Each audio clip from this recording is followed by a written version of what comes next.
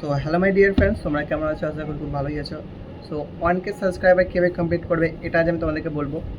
So 1K subscriber complete করা কোনো বড় ব্যাপার না, যেটা আমারও আগে হচ্ছিল না। তারপরে আমি যখন ইউটিউব অ্যালগরিদম বুঝলাম, তারপরে আমার আর 1K সাবস্ক্রাইবার একদম কমপ্লিট হয়ে গেছে। সো তোমাদেরকে 3 থেকে 4টে রুলস ফলো করতে হবে, যেগুলো আমি তোমাদেরকে বলবো। সেগুলো যদি ফলো করো তো অবশ্যই তোমাদের 1K সাবস্ক্রাইবার কমপ্লিট হয়ে যাবে। সো আমি একটা ছোটো ক্রিয়েটার, আর এটা ভেবে না যে আমি একটা বড় ক্রিয়েটার তোমাদেরকে অনেক এটা উল্টোপাল্টা বুঝিয়ে দেবো না। তোমার 1 মাসের মধ্যে কমপ্লিট হয়ে যাবে, 1 সপ্তাহের মধ্যে কমপ্লিট হয়ে যাবে, এটা না।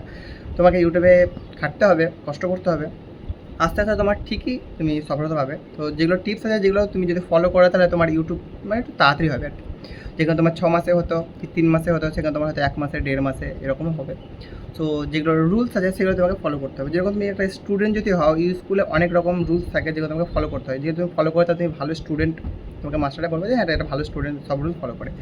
তো তোমাকে সেইগুলো ফলো করতে হবে। যেরকম প্রথমে বলি, 1 নম্বর, তুমি ভিডিও যখন আপলোড করছো তখন ভিডিওটা তুমি পাবলিকভাবে একবারে ডাইরেক্ট পাবলিকে আপলোড করবে না। কেন? কারণ তুমি একদম পাবলিকে আপলোড করে দিচ্ছ, তো তোমার যে ইউটিউব ছাড়ার যে পদ্ধতি সেটা তুমি কিছুই তো দেখছো না।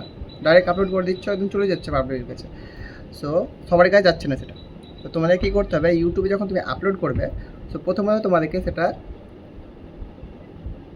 আনলিস্ট করে করতে হবে। সো আনলিস্ট করে যদি তোমরা করতে কী হবে, তাহলে তোমার ভিডিওটা কোনো পাবলিকের কাছে যাবে না।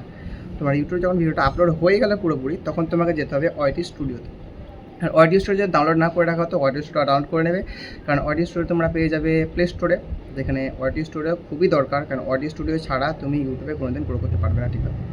সো সে তোমাকে বহুত সাহায্য করবে, অনেক সাহায্য করবে। তোমার অডিয়েন্স কখন অনলাইন থাকে সেগুলো সবই জানতে পারবে। কোন ভিডিওতে ভালো রিচ আসছে, কোন বয়সের মানুষগুলো তোমাদের দেখছে, লেডিস দেখছে না জেন্টস দেখছে, সবই জানতে পারবে। সো OIT স্টুডিও তোমরা পেয়ে যাবে প্লে স্টোরে।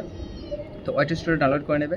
ভিডিও আপলোড করার ঠিক নিয়ম, সো যেটা তুমি আনলিস্ট করে করেছো সেটা OIT স্টুডিওতে যাবে। OIT স্টুডিওতে গিয়ে সেখানে তুমি স্ক্রল করবে, দেখবে তোমার অডিয়েন্স কখন কখন অনলাইন আছে।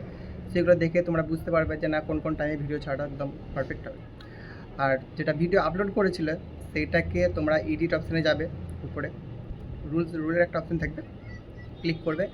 দিয়ে তোমরা এডিট অপশানে গিয়ে এডিট করার সময় সেটাকে পাবলিক করবে। যেটা তোমার টাইটেল লাগিয়েছো টাইটেলটা কপি করবে, ডিসক্রিপশানে বসাবে, ডিসক্রিপশানে আরও কিছু অ্যাড করবে ট্যাগ।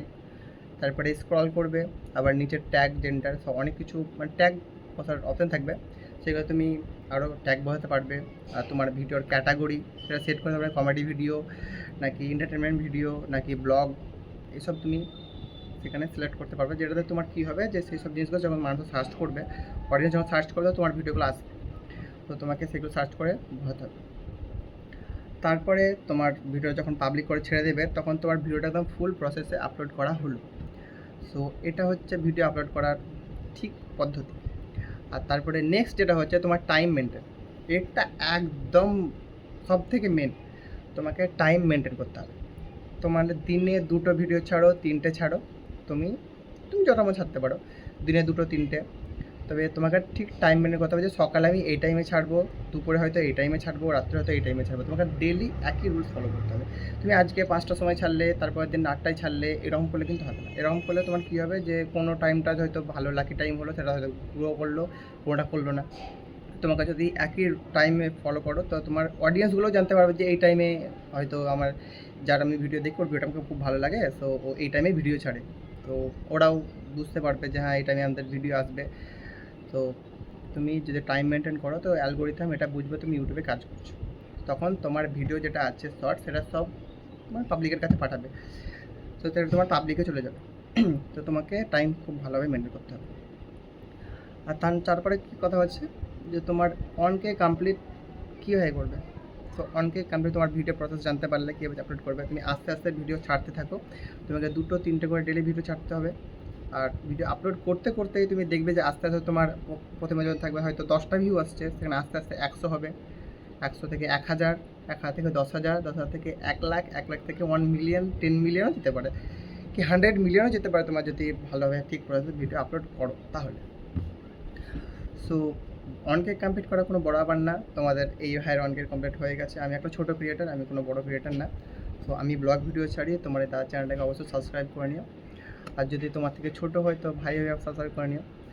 সো দেখা হবে নেক্সট ভিডিওতে, আবার টিপস অ্যান্ড ট্রিক্সের নতুন ভিডিও নিয়ে আসবো। So tata, bye bye, love you all.